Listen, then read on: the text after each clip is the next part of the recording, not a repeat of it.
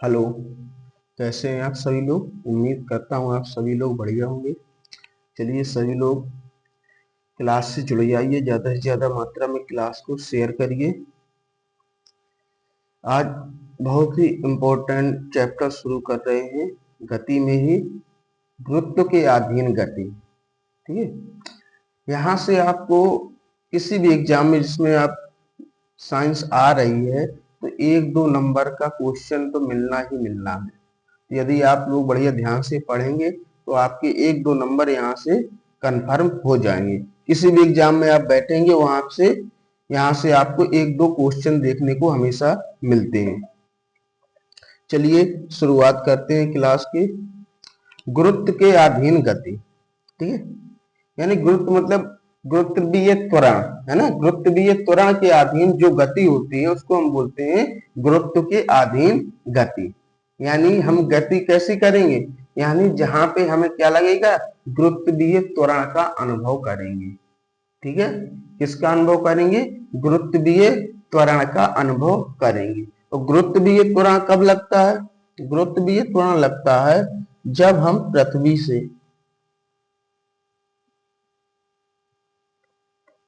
से ऊपर की ओर जाएं।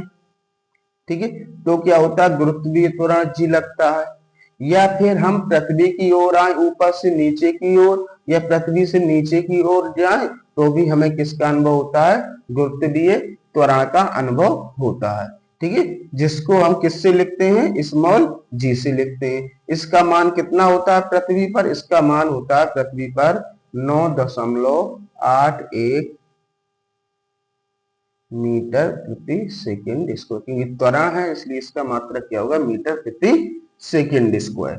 ठीक है, तो इससे संबंधित क्वेश्चनों को लगाएं। उससे पहले जो फॉर्मूले थे, ठीक है,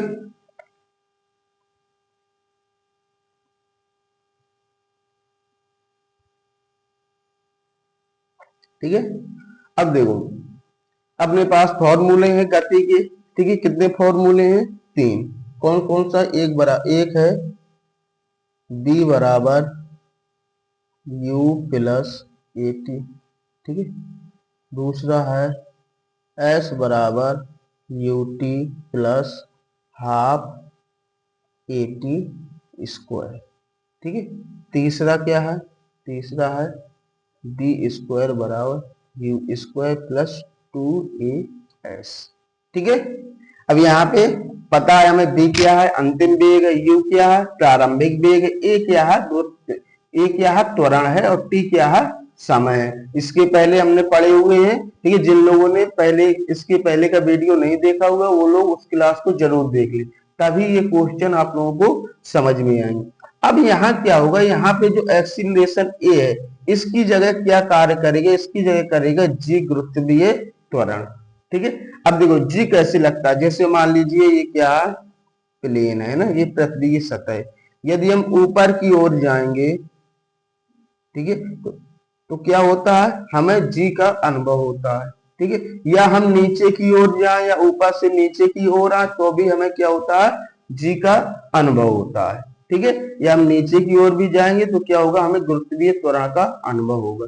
अब ये किस प्रकार से होगा, ठीक है, चलो देखते हैं। ठीक है, जैसे मान लो कोई वस्तु है, ठीक है, कोई अहम द्रव्यमान की वस्तु है, ठीक है, कोई अहम द्रव्यमान की वस्तु है। ठीक है, जब ये नीचे की ओर आएगी तो क्या होता है, जैसे हम किसी वस्तु को मान लो यहाँ पे, यहाँ से हम कितने 5 मीटर की ऊंचाई पर, 5 मीटर की ऊंचाई पर कोई एक गेंद को रखे हुए हैं।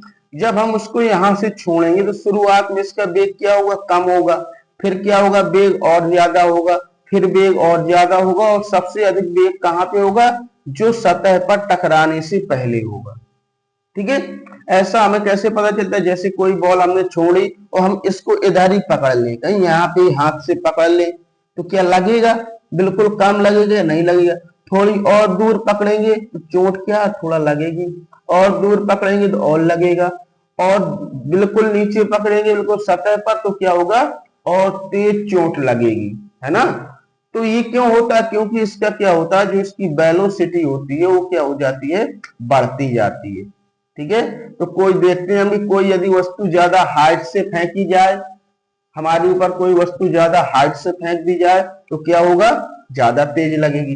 कम हाइट से फेंकी जाए, बिल्कुल पास से छोड़ दी जाए हमारे ऊपर तो क्या होगा, नहीं लगेगा। उसका कारण क्या है, गुरुत्वीय त्वरण यानी एक्सीलरेशन। और त्वरण का काम क्या होता है, वेग में परिवर्तन करता है। यदि त्वरण बढ़ेगा तो क्या होगा, यदि त्वरण बढ़ेगा तो क्या होगा, वेग भी बढ़ेगा। और यदि त्वरण घटेगा तो क्या होगा, वेग भी घटेगा। ठीक है। अब देखो कितना बढ़ेगा, इसको थोड़ा समझ लें, कितना बढ़ेगा। हमें पता है जी बराबर कितना होता है, 9.8 मीटर प्रति सेकेंड स्क्वायर। यानी इसका मतलब क्या है, इसको हम ऐसे लिख सकते हैं 9.8 मीटर प्रति सेकेंड बटे सेकेंड। यानी एक सेकेंड में, ठीक है, कितना वेग परिवर्तन हो जाएगा, 9.8 मीटर प्रति सेकेंड। यानी एक सेकेंड में 9.8 की दर से क्या होगा, हमारा वेग परिवर्तित होगा। किसके कारण, त्वरण के कारण। ठीक है। जैसे मान लो ये सतह है, ठीक है, ठीक। तो यहाँ पे कोई वस्तु रखी हुई है, ठीक है, कितने पर, 3 मीटर की ऊंचाई पर, ठीक है, 3 मीटर की ऊंचाई, ठीक है। अब एक सेकेंड बाद यहाँ पे आ जाएगी, मान लो एक सेकेंड में कहाँ पे आ गई, यहाँ पे आ गई। अब नीचे आएगी तो एक सेकेंड में कितना त्वरण मिलेगा, वेग उसका कितना बढ़ जाएगा, 8 मीटर प्रति सेकेंड। मान लो यहाँ पे वेग उसका क्या है, 0 है। यहाँ पे वेग क्या है, 0, तो यहाँ कितना हो जाएगा, 8 मीटर, 9.8 मीटर प्रति सेकेंड। ठीक है। फिर दूसरे सेकेंड में मान लो उसका वेग कितना हो जाएगा, फिर 8 मीटर प्रति सेकंड बढ़ जाएगा। ठीक है। फिर इतना ही बढ़ जाएगा तो कितना हो जाएगा, 19.6 मीटर प्रति सेकंड। फिर ऐसे ही तीसरे सेकंड में बढ़ जाएगा, कितना हो जाएगा, तीन गुना हो जाएगा। कितना हो जाएगा, 3 गुना हो जाएगा। ठीक है। कितना हो जाएगा, यहाँ पे कितना हो जाएगा, 8 तिया 24, 9 तिया 27, 2 29, 29.4 मीटर प्रति सेकेंड। यानी हर सेकेंड ऐसे ही बढ़ता जाएगा और जब सतह से टकराएगा तो क्या हो जाएगा, शून्य हो जाएगा यहाँ। ठीक है। ऐसे ही जब किसी वस्तु को हम ऊपर की ओर फेंकेंगे,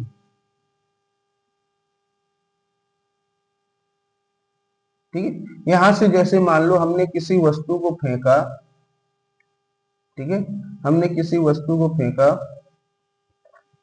20 मीटर प्रति सेकंड के वेग से, ठीक है, यहां से फेंका तो एक सेकंड बाद उसका वेग कितना कम हो जाएगा, क्योंकि गुरुत्वीय त्वरण कहाँ लग रहा है, नीचे की ओर लग रहा है। एक्सीलरेशन कहाँ हो रहा है, नीचे की ओर, है ना। हमेशा गुरुत्वीय त्वरण कहाँ को लगेगा, नीचे की ओर लगेगा। ठीक है। कैसा लगेगा, गुरुत्वीय त्वरण नीचे की ओर लगेगा जी। ठीक है। तो यहाँ पे कितना हो जाए, 20 है तो 20 में कितना घट जाएगा, मान लो जी का मान हमने मान लिया मोटा मोटा 10 है, ठीक है, 10 मान लेते हैं, मान लो, ठीक है। तो यहाँ पे एक सेकेंड बाद कितना हो जाएगा, ठीक है, 10 कम हो जाएगा तो यहाँ कितना बचेगा, 10 मीटर प्रति सेकेंड। फिर अगले सेकेंड में, दूसरे सेकेंड में कितना हो जाएगा, तो यहाँ 10 कम हो जाएगा तो यहाँ कितना हो जाएगा, यहाँ 10 बचा तो यहाँ कितना हो जाएगा, 0 हो जाएगा। और यहीं तक क्या होगी, कोई वस्तु जाएगी, फिर इसके बाद क्या हो जाएगी, वापसी हो जाएगी।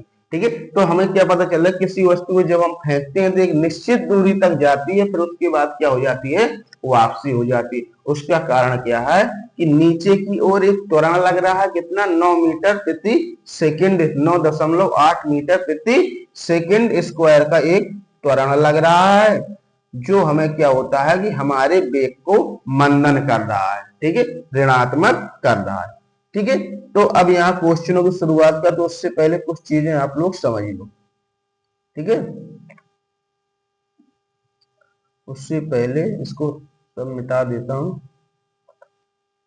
ठीक है। फॉर्मूले आपके क्या हो जाएंगे, यहाँ पे पहला हो जाएगा बी बराबर, एक हो गया आपका बी बराबर यू प्लस, ए की जगह क्या लेंगे, जी लेंगे, जी टी। ठीक है। ये क्या है, एक्सीलरेशन है, क्या त्वरण है, तो एक ही जगह यहाँ पे, क्योंकि जी के अधीन गति हो रही है इसलिए त्वरण क्या लेंगे, जी लेंगे।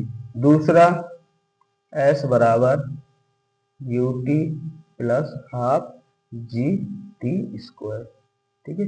तीसरा बी स्क्वायर बराबर यू स्क्वायर प्लस 2 GS, एक ही जगह क्या ले लेंगे, जी ले लेंगे। अब देखो, अब यहाँ पे क्वेश्चन ये आता कहाँ पे सर, हम कहाँ पे बी का मान पॉजिटिव लें, कहाँ पे निगेटिव लें, कहाँ जी प्लस लें, कहाँ माइनस लें, तो सबसे अच्छा, ठीक है। जैसे मान लो हमें बेग लेना यू, ये सतह है, ठीक है। जब हम ऊपर की ओर जाएंगे, ठीक है, जब किसी वस्तु को ऊपर की ओर जाएंगे तो क्या लेंगे, यू पॉजिटिव लेंगे, क्या लेंगे, धनात्मक लेंगे बेग। नीचे की ओर जाएंगे तो बेग क्या लेंगे, बेग ऋणात्मक लेंगे, ठीक है। फिर इसी प्रकार से जब कोई वस्तु ऊपर की ओर विस्थापन करेगी, ठीक है, तो विस्थापन क्या लेंगे, धनात्मक लेंगे। जब कोई वस्तु नीचे की ओर विस्थापन करेगी, ठीक है, तो क्या लेंगे, ऋणात्मक लेंगे। और रही बात जी की, तो जी देखो ऊपर की ओर जाएगा तो कैसा रहेगा, जी ऋणात्मक रहेगा, क्योंकि क्या करेगा, ये मंदन करेगा। और नीचे की ओर तो हमेशा जी को कैसे लेते हैं, नीचे ही लेते हैं, सभी को ले रहे हैं, तो जी का मान हमेशा माइनस लेना है। कोई वस्तु ऊपर जाएगी, ऊपर की दूरी निकालना प्लस, नीचे निकालना माइनस, ठीक है। तो नीचे की ओर सभी माइनस रहेंगे और जी ऊपर की ओर माइनस रहेगी। क्यों रहेगी माइनस, क्योंकि हम ऊपर की ओर जाते हैं, तो अभी हमने देखा है, क्या देखा है कि जब हम ऊपर की ओर जाते हैं तो वस्तु क्या होती है, उसका मंदन, त्वरण का क्या होता है, मंदन होता है। चलिए क्वेश्चनों की ओर चले, कितनी चीजें समझ में आ गई। जिसको ये चीजें समझ में आ गई, मान लो क्वेश्चन एकदम खटाखट करेगा, खटाखट, कोई समस्या नहीं है, ठीक है। चले क्वेश्चन शुरू करें। चलो ये रहा पहला क्वेश्चन, एक पत्थर को 40 मीटर ऊंचे टावर से गिराया जाता है, वह टावर के तल पर पहुंचने में कितना समय लेगा। तो ऊपर टावर से गिराया गया तो प्रारंभिक वेग क्या होगा, शून्य होगा जी, जो शून्य होगा। और क्या दिए, एस दिया विस्थापन है ना, ऊंचाई दी है तो ये विस्थापन है 20 मीटर। हमारे पास एक्सीलरेशन है, जी का मान कितना दिया हुआ है, 10 दिया हुआ, ठीक है। यहाँ पे 10 दिया हुआ है, नहीं दिया है तो 9.8 लेंगे। हमें निकालना क्या है, समय। तो ऐसा कौन सा फॉर्मूला है जिसमें अंतिम वेग की जरूरत ना पड़े, है कोई, हाँ जी सर है, कौन सा है, लगा दो सर, एस बराबर U T plus half G T square, ठीक है। विस्थापन कितना है, विस्थापन है भाई साहब 20 मीटर, 20, यू कितना है 0 है, टी निकालना है प्लस 1/2। अब देखो जी का मान हमेशा कैसे लेंगे, ऊपर जा रहा है चाहे नीचे, जी तो हमेशा माइनस ही लेगा, तो -10 इंटू टी स्क्वायर, ठीक है। अब ये 0 हो जाएगा तो इधर क्या बचेगा 20, ठीक है। ये माइनस हो जाएगा तो -1/2 इंटू 10 इंटू टी स्क्वायर, कोई दिक्कत, ठीक है। ये 0 से 0 कट जाएगा, ठीक है। और ये 0 से 0 कट गया, 2 का गुणा होगा 2 से, तो टी स्क्वायर बराबर क्या आ जाएगा, 4 आ जाएगा। तो टी बराबर कितना निकल आया, टी बराबर निकल आया 2 सेकेंड, कोई दिक्कत। तो आपका आंसर कितना हो जाएगा, 2 सेकेंड हो जाएगा, ठीक। कितना हो जाएगा, टी बराबर 2 सेकेंड। ओके, कोई दिक्कत, समझ में आ गया, ठीक है, ओके, ठीक है। अब देखो नीचे की ओर देखो, इधर माइनस नहीं लगाया तो ये माइनस लगा नहीं हो, काट दिया है हमने, इसलिए दोनों कट गए है ना, क्योंकि कैसा लेंगे, माइनस का लेंगे, सीधी सी बात है, क्योंकि नीचे की ओर आ रहा टावर से गिराया ये होगी, तो इसलिए यहाँ पे दोनों माइनस माइनस कट गए, तो इसलिए इधर हम डायरेक्ट प्लस लिख दिया था, कोई दिक्कत। ओके, चलो अगला क्वेश्चन, यदि किसी वस्तु को 20 मीटर प्रति सेकेंड के प्रारंभिक वेग से ऊपर की ओर फेंका जा रहा है, कहां जा रहा है, ऊपर की ओर फेंका जा रहा है, तो अधिकतम कितनी ऊंचाई तक जाएगी, यानी क्या निकालना हमें, विस्थापन निकालना। क्या निकालना है? विस्थापन। तो कितना प्रारंभिक वेग u दिया हुआ, u कितना 20 मीटर प्रति सेकंड। ठीक है, g हमारे पास कितना है? g 10 है, 10 मीटर प्रति सेकंड स्क्वायर। ठीक है, तो हमें निकालना क्या है? हमें निकालना है s। ठीक है, अब देखो कोई वस्तु, ठीक है, अधिकतम ऊंचाई तक पहुंचेगी तो वहां पर उसका जो अंतिम वेग होगा वो क्या होगा? शून्य हो जाएगा सर। क्या हो जाएगा? शून्य हो जाएगा, क्योंकि जब कोई वस्तु अधिकतम हाइट पर पहुंचेगी तो वहां पे वेग उसका क्या हो जाएगा? शून्य हो जाएगा, इसलिए अंतिम वेग क्या हो जाएगा? शून्य हो जाएगा। इन चीजों को आपको ध्यान देना पड़ेगा।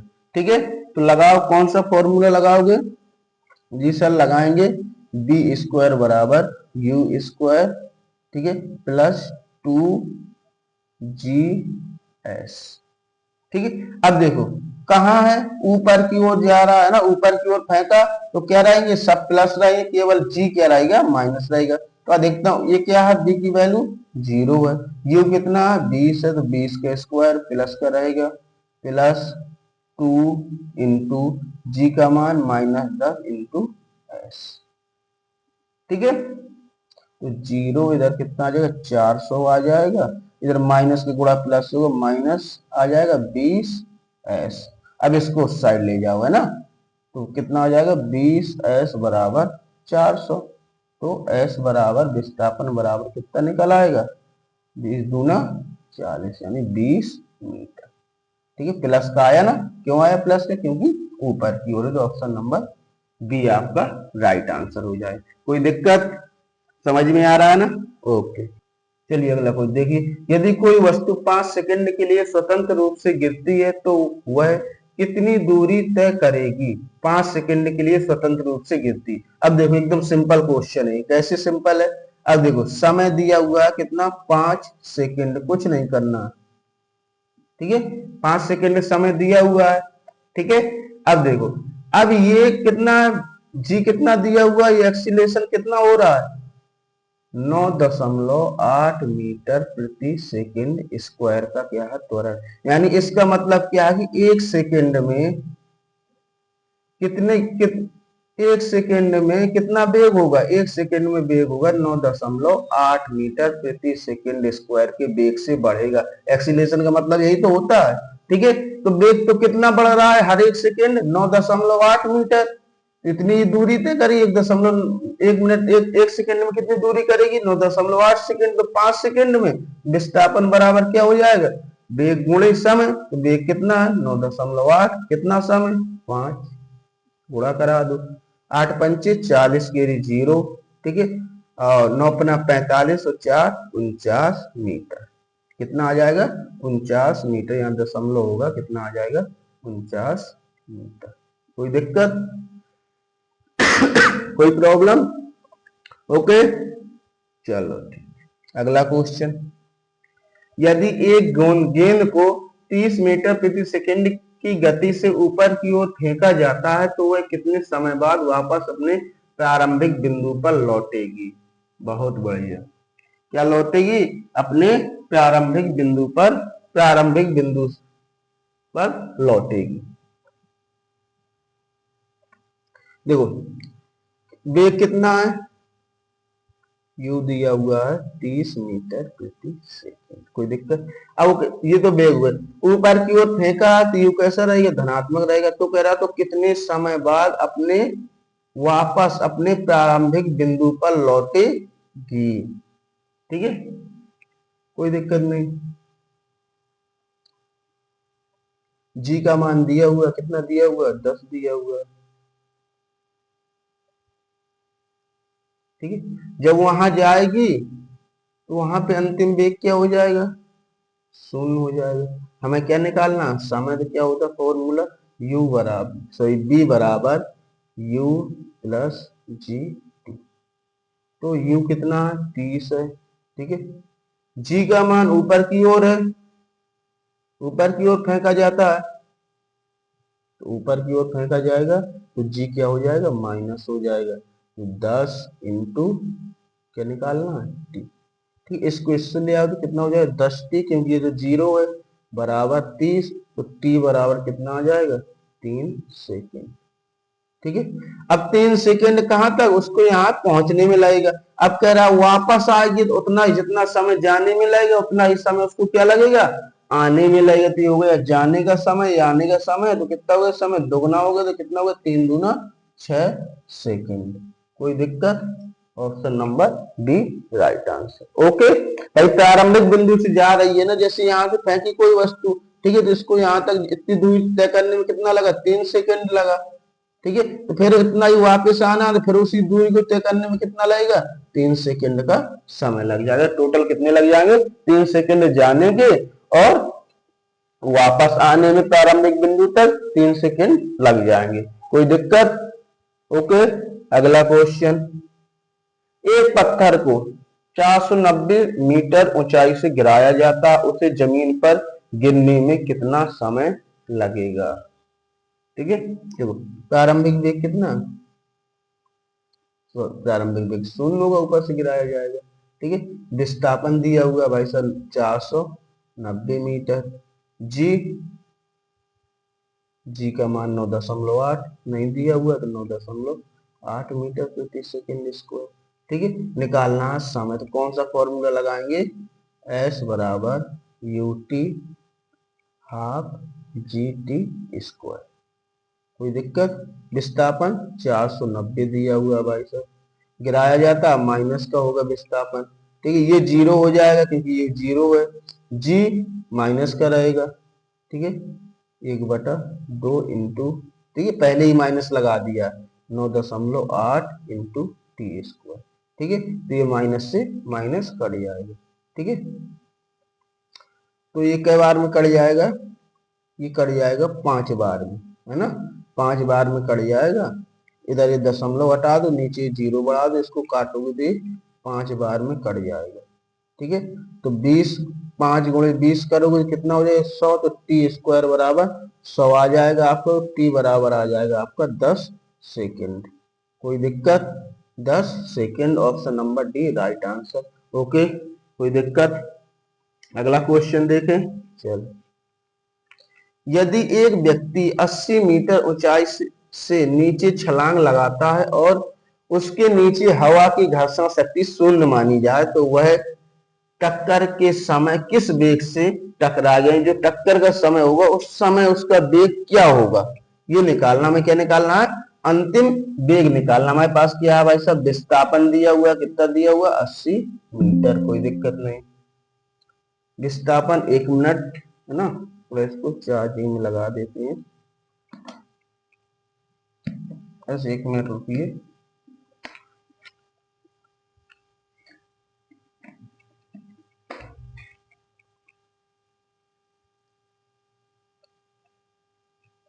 ठीक है, चलो हो गया।